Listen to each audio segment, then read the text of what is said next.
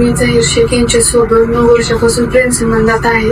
तर काल झालेल्या प्रकरणात माझ्यावरती कोणतीही जबरदस्ती केली नाही. मी माझ्या स्वतःच्या मर्जीने. कशावरून आमच्या या भगिनीला हा व्हिडिओ बळजबरीने बनवायला भाग पाडलं नसेल?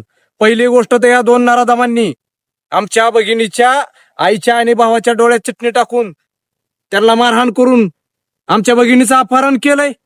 कशावरून तिच्या डोक्यावर बंदूक ठेवली नसेल? कशावरून तिच्या नरड्यावर चाकू ठेवला नसेल? हा व्हिडिओ बनवायसाठी सोशल मीडियावर काम करणाऱ्या आणि बातम्या लावणाऱ्या लोकांना माझं सांगणे, बाबांनो, पहिल्यांदा त्या 2 नराधमांना किडनॅपिंगच्या गुन्ह्यात अटक होऊन द्या.